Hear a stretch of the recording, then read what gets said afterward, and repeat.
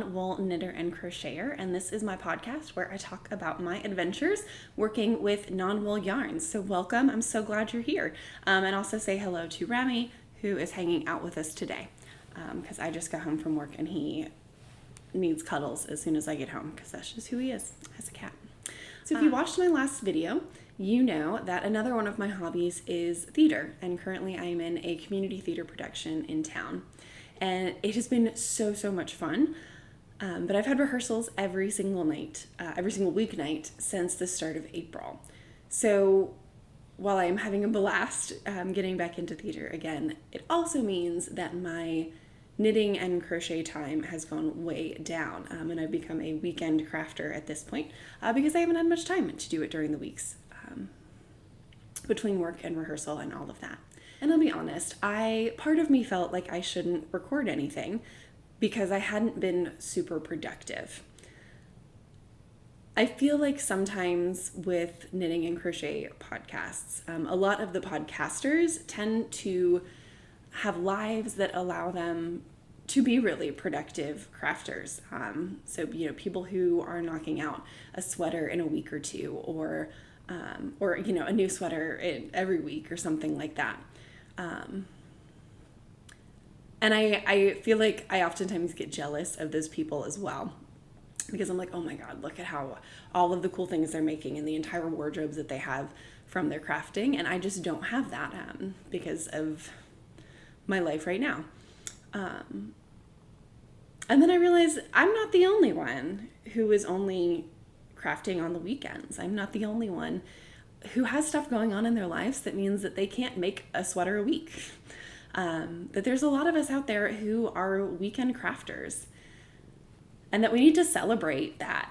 And we need to celebrate that we have lives and more than one hobby, and these things that might make our crafting a little bit slower doesn't mean that we're any less of a crafter, doesn't mean that it's any less important to us, and doesn't mean that it's any less worthy of celebration. So I decided to go ahead and film a podcast, share with you the progress that I have made and the things that I've been doing, but also celebrating that sometimes our craft takes time, and we don't have to finish something every week, every 2 weeks in order to be celebrated, in order to celebrate that. So, weekend crafters unite. Let's show the world that we are worthy of podcasts and worthy of celebration. I'll talk a little bit about the stuff that I've been working on. So I don't have any finished objects. I haven't. Right before the show started, I started a couple of new things, and so nothing has been finished because I was just starting things. But I do have several whips. So, first whip is sock number 2. Sock number 2 is, hi kitten, yeah. Sock number 2 is on the needles. The cuff is done, and I had just started the ankle, or like the leg.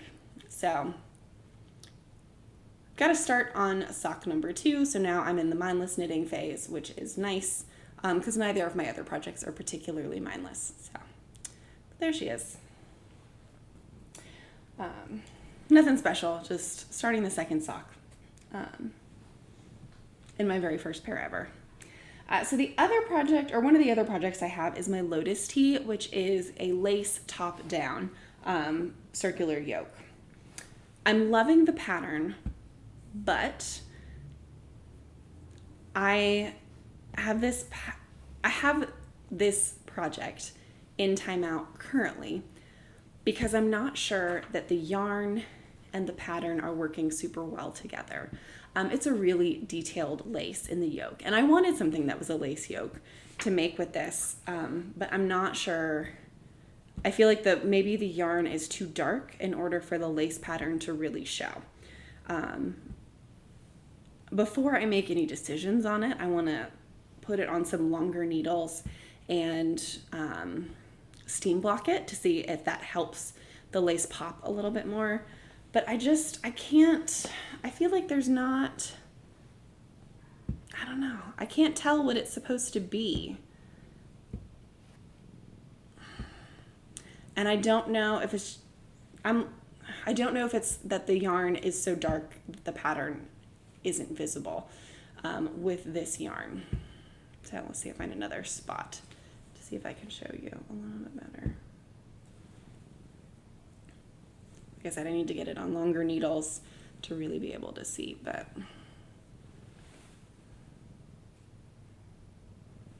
so I don't know. I would really like your thoughts on that. Is it worth it to keep going and just live with it? Or do I decide once I steam block it whether it's worth it or not? I don't know. What do you think? Is the yarn too dark for a super lacy yoke pattern? Because I can't decide. So I would pick it up and I would like knit half a row and then I'd be like, oh, I'm not sure. So I'd put it back down and pick up something else. Which is why I love having multiple projects at once. Why I am not a monogamous knitter and crocheter. So the pattern is still great. And I think with a lighter yarn, it could be really, really gorgeous.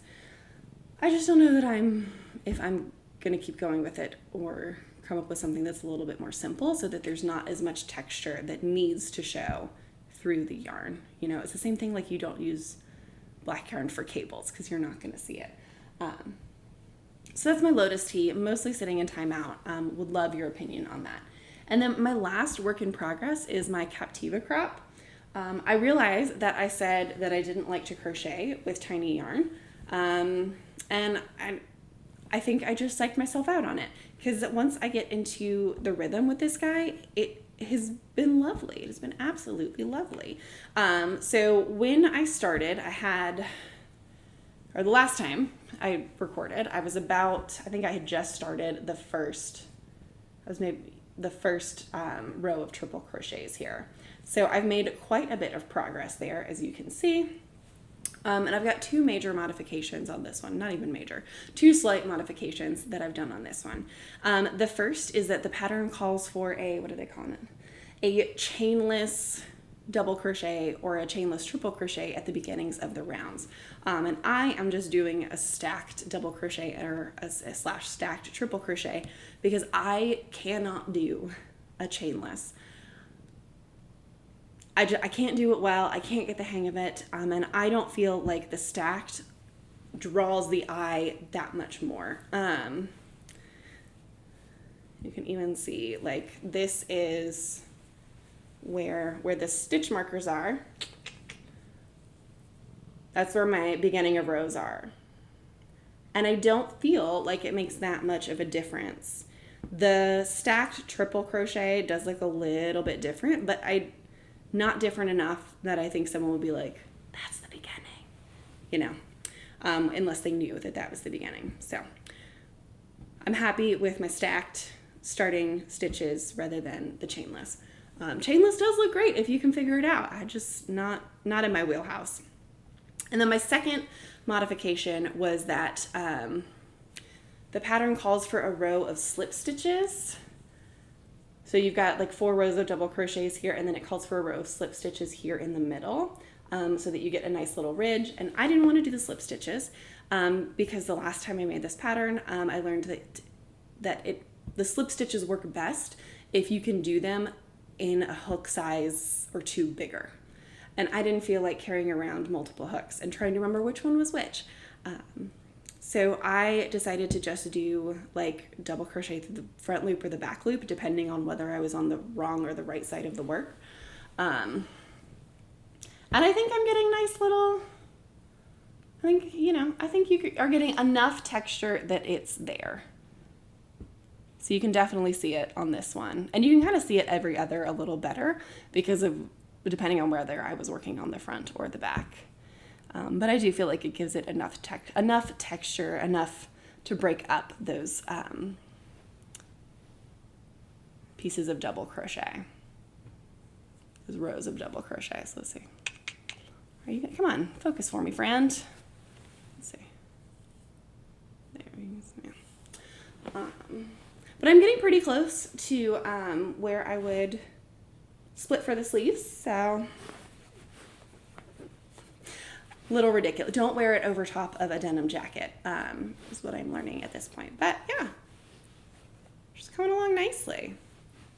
And I think it's working, this type of pattern that is very open, that is a simpler like motif, I think is working better for this yarn than the other one. Same yarn, both are the LaRue Bamboo and Linen. This colorway was Evil Queen, which was like a special Disney themed that she did, but she's got lots of really gorgeous colors. Oh, my sock is also LaRue vegan sock. So, you know, per usual, all non-wools. Yeah, it's coming along nicely. And yeah, once I get into a rhythm, there we go, with doing the tiny crochet, it is going fine. Like, I mean, I've clearly made a good bit of progress with just my weekend working, so that's working really well. And then the only acquisition that I have was a birthday present from my husband. It is a Cord Smith Icord Maker. There we go. I haven't used it yet. But the point of it is to be able to make an I-cord all in one motion. So you've got like the 3 little hooks here. And maybe I'll find a video of hers and add it. But making an I-cord all in one motion, and you're supposed to be able to use it for just like I-cord, just like a plain old I-cord, but also like I-cord edgings and I-cord bind-offs and things like that. So it's by Icord Smith.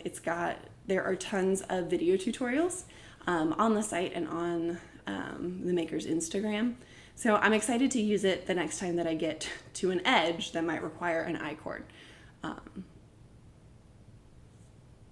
And maybe I'll play around with it a little bit before my next video just to see how it works, how easy it is. But it was a cool little birthday present. So that's all that I've got today. I knew that this was going to be a shorter episode because I haven't had much time to spend on my crafting lately. But I did want to highlight that it is okay to not be spending tons of time every day on your craft. It is okay to come in and out of it as you need to. And so I hope you know that your crafting is important. No matter how much time you spend on it or how quick you are or how productive you are. Because we don't do this because we want to be productive. We do it because we enjoy it and we love it.